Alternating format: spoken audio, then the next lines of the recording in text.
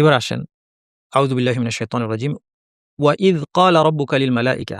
ইয শব্দটা একটা আ সময় বোঝানোর জন্য আসে। যখন, এর সহজ একটা অনুবাদ হবে যখন।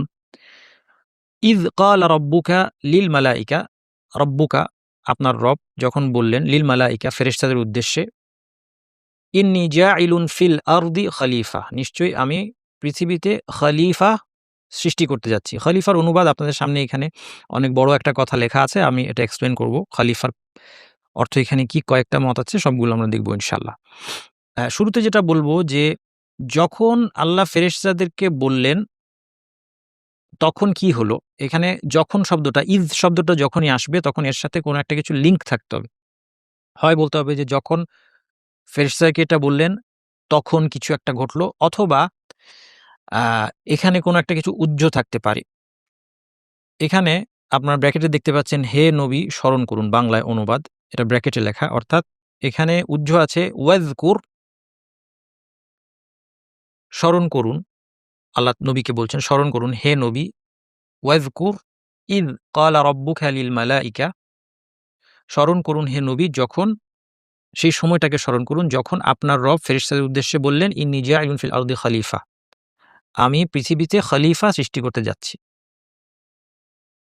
ক্বালু, তাহলে এই বাক্যটা এখানে কমপ্লিট। ওয়া ইয ক্বালা রাব্বুকা লিল মালাইকাতি ইন্নী জাইলুন ফিল আরদি খলিফা, হে নবী স্মরণ করুন সেই সময়ের কথা। উযকুর, স্মরণ করুন এবং উল্লেখ করুন, দুইটাই হয়। আমি অনুবাদটাকে সাবলীল রাখতে গিয়ে শুধু একটা দিয়েছি, স্মরণ করুন। কারণ যিকরের অর্থ নিজের মধ্যে মনে স্মরণ করা এবং আরো কারো জন্য উল্লেখ করা, দুইটাই হয়। ওয়া ইয ক্বালা রাব্বুকা লিল মালাইকাতি, স্মরণ করুন যখন আপনার রব ফেরেশতাদের উদ্দেশ্যে বললেন, ইন্নী জাইলুন ফিল আরদি খলিফা, আমি পৃথিবীতে একজন খলিফা সৃষ্টি করতে যাচ্ছি, অথবা একজন হতে পারে অথবা খলিফা সৃষ্টি করতে যাচ্ছি।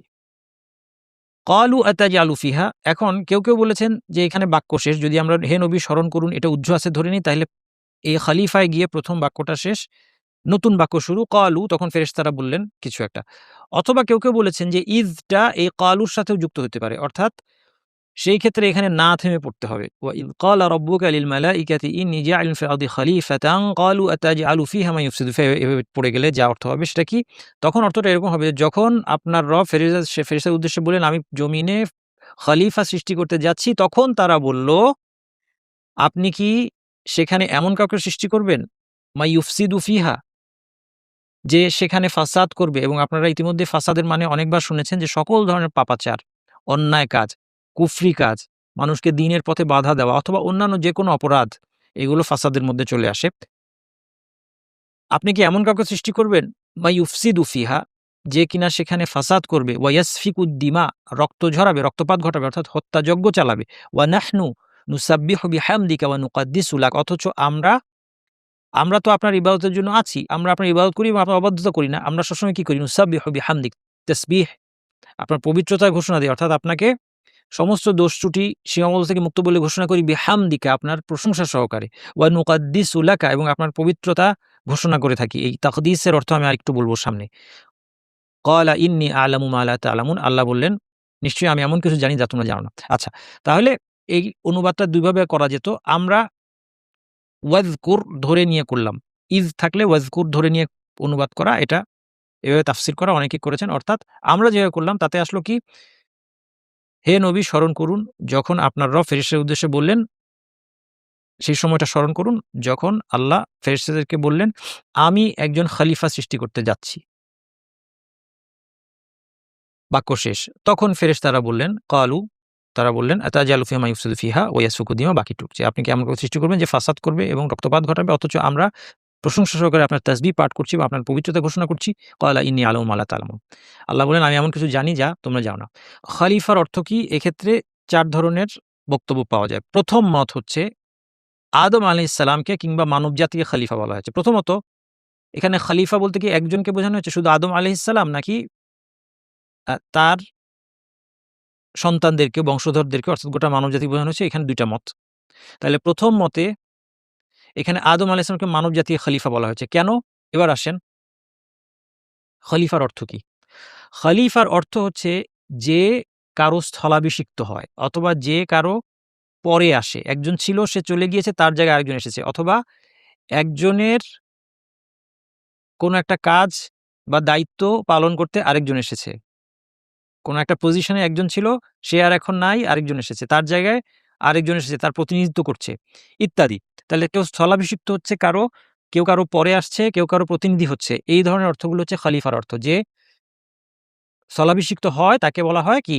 খলিফা। আচ্ছা, সেখানে প্রশ্ন জাগে, তাহলে ধরে নিই প্রথম মতে আদম আলাইহিস সালাম মানবজাতিকে খলিফা বলা হয়েছে কেন? এটা হচ্ছে প্রথম মত। প্রথম মত বলছে যে কারণ তারা জিনদের স্থলাভিষিক্ত হবে। অর্থাৎ এইবার আমাদের ইসরাইলিয়াত থেকে কিন্তু এই ঘটনাগুলো। সালাফদের থেকে বর্ণিত কতিপয় বক্তব্যে যে ইসরাইলিয়াত পাওয়া যায়, সেখান থেকে এই বর্ণনাগুলো পাওয়া যায়। সেটা কি? এই সমস্ত বর্ণনাদের থেকে বলা হচ্ছে যেটা আমরা বললাম যে এটা আমরা সত্য বা মিথ্যা নিশ্চিত হব না। প্রমাণ ছাড়া নিশ্চিত হব না, কিন্তু ঘটনাটা বর্ণনা করতে অসুবিধা নাই। কারণ ওই যে বললাম একটা গ্যাপ পূরণ করছে। কারণ কেন মানুষকে খলিফা বলা হচ্ছে? সে কার জায়গায় আসলো? সে কার প্রতিনিধি? কার স্থলাভিষিক্ত হলো? এই প্রশ্নটা জাগবে। আর এই প্রশ্নের উত্তর দিতে গিয়ে তখন মুফাসসিররা একরকম বাধ্য হয়ে দেখলেন যে ইসরাইলিয়াত দেখলে আমরা কিছুটা ধারণা করতে পারছি, গেস করতে পারছি। সেটা কি? সেখানে বলা হচ্ছে যে এর আগে এই জমিনে জিনেরা বসবাস করত এবং তারা যখন মানে খুব ফাসাদ সৃষ্টি শুরু করে দিল এই জমিনে, পৃথিবীর বুকে, তখন আল্লাহ সুবহানাহু ওয়া তাআলা ইবলিস এর নেতৃত্বে ফেরেশতাদের একটি দলকে পাঠালেন তাদেরকে দমন করার জন্য। তাহলে তখন পর্যন্ত ইবলিস ভালো ছিল, বাহ্যিকভাবে আল্লাহর অনুগত ছিল। ইবলিসের নেতৃত্বে ফেরেশতাদের একটা দল এই পৃথিবীতে এই দুষ্টু জিনগুলোকে মানে দমন করে তাদেরকে বিভিন্ন দ্বীপে পাঠিয়ে দিল। তাহলে পুরা পৃথিবী জুড়ে তাদের যে বিচরণ ছিল সেটা আর থাকলো না। তারা নির্দিষ্ট জায়গায় সীমাবদ্ধ হয়ে পড়ল। এরপর কোনো বর্ণনায় এসেছে যে এই ফেরেশতাদের যে দলটা যাদেরকে নিয়ে ইবলিস এই দুষ্ট জিনগুলোকে দমন করেছিল, তারা এই পৃথিবী আবাদ করতে থাকলো। এইজন্য আপনাদের সামনে যে ২ টা মত আছে, এই ২ টা মত এখান থেকে আসলো। এইজন্য একদল বললেন যে এই যে জিনরা আগে ছিল সেই জিনদের জায়গায় এখন মানুষ থাকবে, এইজন্য তাদেরকে খলিফা বলা হয়েছে।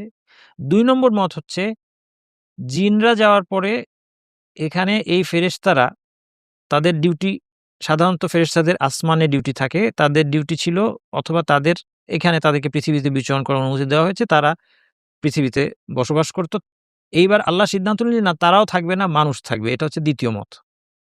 সুতরাং এই ২য় মতে মানবজাতি, প্রথম মতে মানবজাতি জিনদের স্থলাভিষিক্ত হবে। আগে জিনেরা আবাদ করেছিল পৃথিবীকে।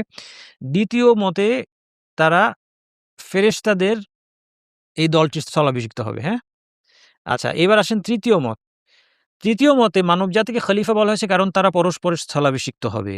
মানে এখানে তারা অন্য কারো স্থলাভিষিক্ত হচ্ছে তা না। তারাই পৃথিবীতে ১ম আবাদকারী।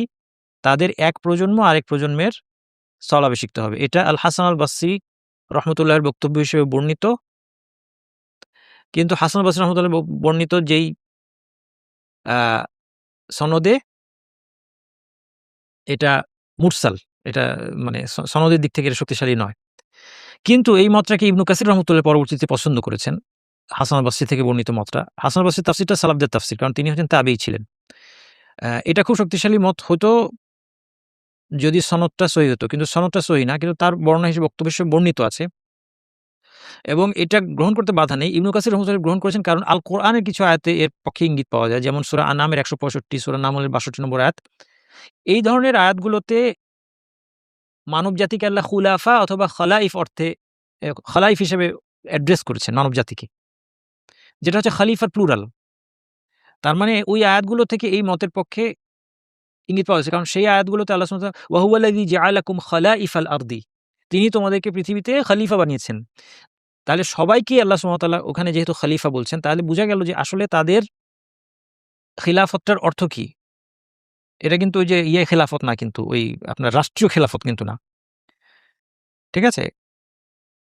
এই জায়গায় একটু কনফিউশন দূর করি যে খলিফা বলতে রাষ্ট্রপ্রধানকে যে খলিফা বলা হয় বা মুসলিম বিশ্বের প্রধানকে যে খলিফা বলা হয় সেটা কি অর্থে? ২ টা অর্থ। একটা হচ্ছে তিনি রাসূলের প্রতিনিধি। আবু বকর রাদিয়াল্লাহু আনহু ছিলেন কি? খলিফা মানে খলিফাতুর রাসূল, রাসূলের স্থলাভিষিক্ত হয়ে তিনি মুসলিমদের মধ্যে শাসন পরিচালনা করেছেন। এরপর পরবর্তীতে কি প্রত্যেকেই আগের জনের স্থলাভিষিক্ত হন এই হিসেবে খলিফা। সেটা কিন্তু খলিফার একটা লিমিটেড অর্থ। এখন সেই অর্থ নিয়ে কিন্তু আমরা আলাপ করছি না। আমরা আলাপ করছি যেটা সমস্ত মানবজাতির জন্য অ্যাপ্লিকেবল। তাহলে এই থার্ড মতে যেটা আমরা বললাম হাসান আল বসরি থেকে বর্ণিত, ইবনু কাসির প্রেফার করেছেন এবং কোরআনে এর দলিল পাওয়া যাচ্ছে যে সেখানে আল্লাহ সুবহানাহু ওয়া তাআলা মানবজাতিকে খলিফা অথবা খলাইফ অথবা খুলাফা, যেটা খলিফার প্লুরাল সেই নামে অ্যাড্রেস করেছেন। তা থেকে বোঝা যাচ্ছে যে তাহলে তারা একে অপরের স্থলাভিষিক্ত হচ্ছে। এক জেনারেশন চলে যায়, আরেক জেনারেশন আসে। এই অর্থে তাকে খলিফা বলা যায়। তৃতীয় মত। চতুর্থ মতটা কি? চতুর্থ মত হচ্ছে বিচার ফয়সালায় আল্লাহর স্থলাভিষিক্ত হবে। এই মতটায় বলা হচ্ছে যে আদম আলাইহিস সালাম এবং তার বংশধরদের মধ্যে সৎকর্মশীলরা পৃথিবীতে আল্লাহর প্রতিনিধি হয়ে তার বিধানসমূহ প্রতিষ্ঠা করবে এবং তদানুযায়ী বিচার ফয়সালা করবে। পৃথিবীর মানুষের মধ্যে বিচার ফয়সালা করবে কারা? আদম আলাইহিস সালাম প্রথমত, এবং তারপর তার বংশধরদের মধ্যে যারা সৎকর্মশীল তাদের একটা দল আল্লাহর হয়ে আল্লাহর শরীয়ত বাস্তবায়ন করবে মানুষের মাঝে। এই অর্থে তারা আল্লাহর প্রতিনিধি। এতক্ষণ কিন্তু এই মতটা ছিল না। এতক্ষণ কোনো বাকি ৩টা মতেই খলিফা তারা আল্লাহর প্রতিনিধি অর্থে আসে নাই। কিন্তু এই চতুর্থ মতে এসেছে। এই মতটা আমি প্রথম যাকে মেনশন করতে পেয়েছি তিনি হচ্ছেন ইমাম আত-তাবারী রাহমাতুল্লাহ আলাইহি, প্রাচীনতম তাফসীরের একটা। এবং তিনি এর দলিল হিসেবে সালাফদের কিছু বক্তব্যের উদ্ধৃতি দিয়েছেন। কিন্তু সালাফদের ওই বক্তব্যে স্পষ্টত আমি এই বক্তব্যটা খুঁজে পাই নাই। এজন্য আমার কাছে খুব স্পষ্ট হয় নাই যে ইমাম আত-তাবারী সালাফদের ওই কথার মধ্যে কোন জায়গায় এই ইঙ্গিতটা খুঁজে পেলেন। সেটা আমার কাছে স্পষ্ট হয় নাই। কিন্তু মোট কথা এটাও একটা প্রাচীন মত। অনেকের ধারণা আছে যে এই মতটা আবিষ্কার করেছে বর্তমান সময়ের পলিটিক্যাল দলগুলো। কথাটা ঠিক না। এই মতটাকে আমরা সমর্থন করি কি করি না সেটা পরের কথা। কিন্তু আমাদেরকে পড়াশোনা করে কথা বলতে হবে। তাইলে এই মতটা নতুন করে বর্তমান সময়ে পলিটিক্যাল দলগুলো দাবি করছে যে মানুষ হচ্ছে আল্লাহর খলিফা, এজন্য মানুষকে পৃথিবী শাসন করতে হবে ইত্যাদি, ইত্যাদি। এটার কেউ বলতে পারে যে এটার ইমপ্লিকেশন মানে এটার ফলাফল হিসেবে পলিটিক্যাল দলগুলো, ইসলামী পলিটিক্যাল দলগুলো যে সিদ্ধান্তে আসে সেটা ডিবেটেবল হতে পারে। সেটা আলাদা কথা। কিন্তু আমি বলতে চাচ্ছি যে এই অর্থে অর্থাৎ আল্লাহর প্রতিনিধি হয়ে শাসনকার্য পরিচালনা করার যে মতটা, এই মতটা অনেক প্রাচীন।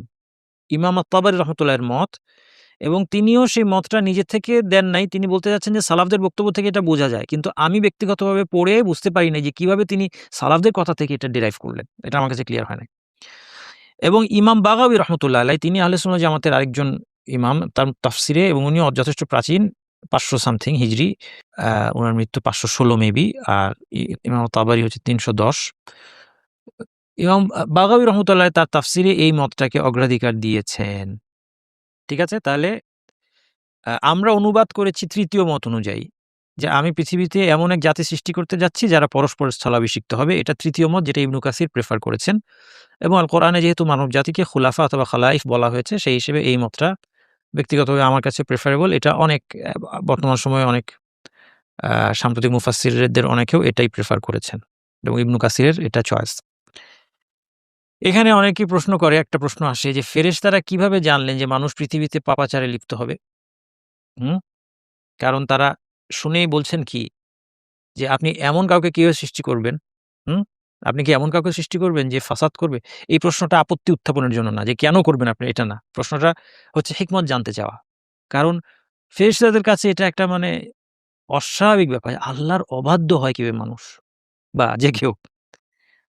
আর সেই অবাধ্য একটা জাতিকে আবার আল্লাহ সৃষ্টি কেন করতে যাবেন? তাদেরকে সৃষ্টি করে কি লাভ? হুম? ইত্যাদি। আল্লাহর ইবাদত যদি উদ্দেশ্য হয়, আমরা আছি। নাহনু নুসাব্বিহু বিহামদিক, আমরা প্রশংসা সহকারে তাসবিহ পাঠ করছি ইত্যাদি। তাহলে কিভাবে ফেরেশতারা বুঝলেন যে তারা যে ফাসাদ সৃষ্টি করবে? সবচেয়ে সহজ উত্তর হলো আল্লাহই তাদেরকে জানিয়েছেন। এটি ইবনু মাসউদ, ইবনু আব্বাস, অন্যান্য সাহাবী, কাতাদা রাহমাতুল্লাহ প্রমুখ থেকে বর্ণিত এই মতটা। তাহলে শক্তিশালী মত, সহজ কথা, আল্লাহ জানিয়েছেন।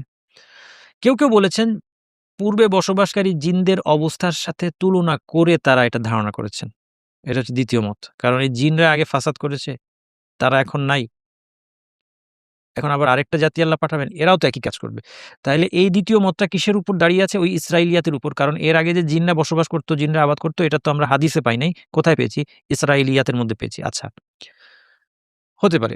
৩ নম্বর, ইবনু কাসির রহমতুল্লাহ একটা কথা বলেছেন। এটা ৩ নম্বর মতটা যেটা আমি ইবনু কাসিরের লেখায় পেয়েছি। হয়তো এর আগেও কেউ বলেছেন কিনা আমি জানি না। সেটা হচ্ছে মানুষের সৃষ্টির উপাদান থেকে তারা এটা বুঝতে পেরেছেন। মানুষকে যে মাটি দিয়ে ঠনঠনে মাটি দিয়ে অন্যখানে বলা হয়েছে যে মাটিটা শুকিয়ে ঠনঠনে হয়ে গেছে, সেই মাটি থেকে আল্লাহ মানুষকে সৃষ্টি করবেন।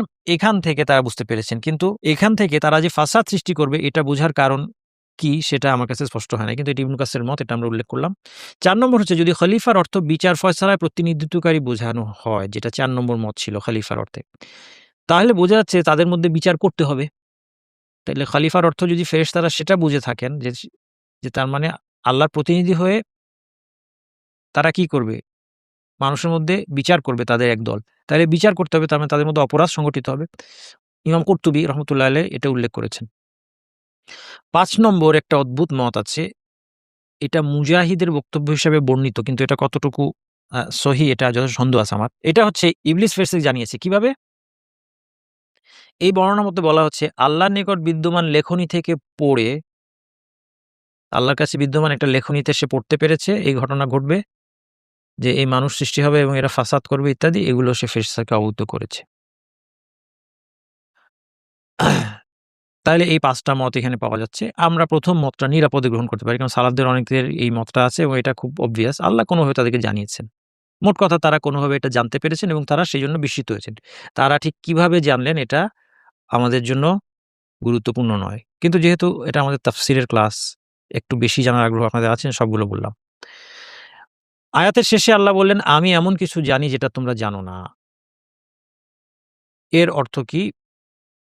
এর অর্থ হচ্ছে এটাকে জেনারেল অর্থে নেওয়া যায় যে অর্থাৎ তোমাদের সবকিছু জানা নাই। আবার মুফাসসিরগণ স্পেসিফিক অর্থ বলেছেন। কেউ বলেছেন যে ইবলিসের অন্তরে বিদ্যমান অহংকারের কথা তো তোমরা জানো না। অর্থাৎ তোমরা যে বলছো যে তোমরা আমার তাসবিহ পড়ছো, হামদ পড়ছো, ইবাদতের মাধ্যমে আমাকে পবিত্র বলে ঘোষণা দিচ্ছ, তোমাদের সাথেই রয়েছে ইবলিস যার অন্তরের অবস্থা ভিন্ন। অথবা কেউ বলেছেন যে এর অর্থ হচ্ছে আমি জানি যে এদের মধ্য থেকেই একদল হবে নবী রাসূল এবং সৎকর্মশীল। আমি জানি যে এদের মধ্যে থেকে একদল হবে নবী সৎকর্মশীল। ১ম মতটা ইবনু মাসউদ, ইবনু আব্বাস, সাহাবী মুজাহিদ, ইসমাইল আস-সুদ্দি প্রমুখ থেকে বর্ণিত ১ম মতটা। ২য় মতটা যে ইন্নী আ'লামু মা লা তা'লামুন, আমি এমন কিছু জানি তোমরা জানো না। অর্থাৎ আমি জানি যে এই লোকেরা একদিকে যেমন তারা অনেক পাপাচার করবে, আবার এদের মধ্য থেকে নবী রাসূল এবং ভালো লোকেরা থাকবে। এই মতটা কতাদা, মুকাতিল প্রমুখের বক্তব্য। এটাও হতে পারে এর উদ্দেশ্য।